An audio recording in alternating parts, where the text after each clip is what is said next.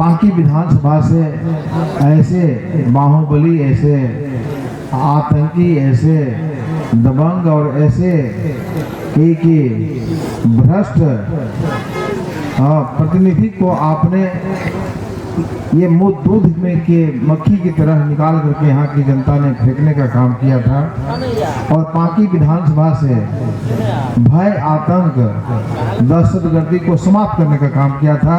आप तमाम लोगों के ये आशीर्वाद से ही संभव हो पाया था।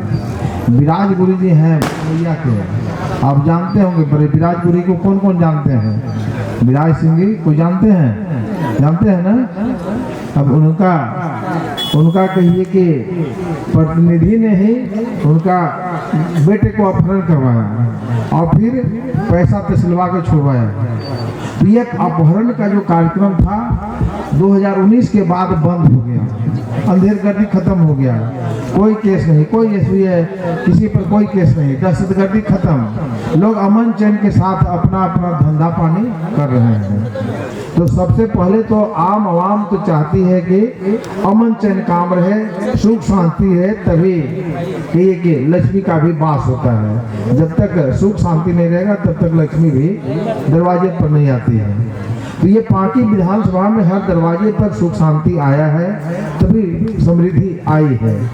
हम चाहेंगे कि जो अभी इसी वर्ष करीब आज के 13वां दिन जो चुनाव होने जा रहा है, आप तमाम लोग ऐसे व्यक्ति का जिसने आपने चुनाव किया था फिर से चुन करके विधानसभा में भेजे, इसलिए कि इस बार भारतीय जनता पार्टी की सरकार बनने वाली है।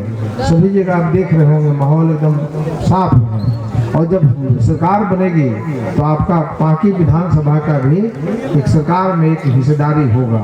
इसलिए सरकार बनाने के लिए भारतीय जनता पार्टी के नेतृत्व में डबल इंजन की सरकार बनाने के लिए दिल्ली में भी भाजपा की सरकार, राज्य में भी भाजपा एनडीए की सरकार, ये हो तभी सारा कुछ संभव है कि अमन चैन भी संभव है और सुख समृद्धि भी संभव है। आप देखें इस सरकार में कितना अंधेरगर्दी है कि ये घर बनाना है, आवास बनाना है, कुछ करना है, तो ये बालू है, ये पहले मिलता था आसानी से। रघुवर जाए के ज़माने में देख लीजिए, कभी नहीं ऐसा होता था कि अभी जो स्थिति है 400 रुपया में बालू मिलता था, अभी 4000 में भी नहीं मिलता है। और लेकिन के यहाँ पर कोई नौकरी चाकरी नहीं है, कोई धंधा पानी, कोई उद्योग नहीं है। अगर दो चार गाड़ी बेच करके अपना पॉकेट खर्चा निकालवे करते हैं तो कौन दिक्कत है, लेकिन ये इतना थाना को लगा दिया है कहीं चोरी डकैती लोग रोकने के लिए नहीं, बल्कि बालू को रोकने के लिए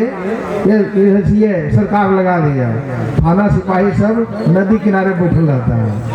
हमारी सरकार आएगी तो मैं बताना चाहता हूँ कि हमारी सरकार आएगी तो बालू को हम फ्री करेंगे और बालू को फ्री कर करके लोगों को कहिए कि ये एक टोकन जो होता है 200-300 रुपया में उनको बालू मिलेगा, मतलब कि कोई ये अंधेरगर्दी नहीं होगा।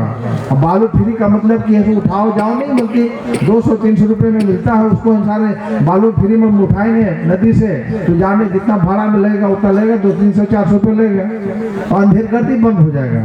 ये बहुत जरूरी है, बेरोजगारों को रोजगार देंगे। अभी 2,70,000 नौकरी पड़ा रह गया, तो बहुत सारी बात है। अब बहनों को ये गोगो दीदी योजना के तहत उनको 2100 रुपया यानी 25,000 रुपये साल में देना है और 11 तारीख को देना है। और सरकार हमारी देगी, मोदी जी जो कहते हैं वही करते हैं। जो 80 करोड़ लोगों को जो राशन फ्री में दे रहे हैं तो किसी को कहे वो कर रहे हैं।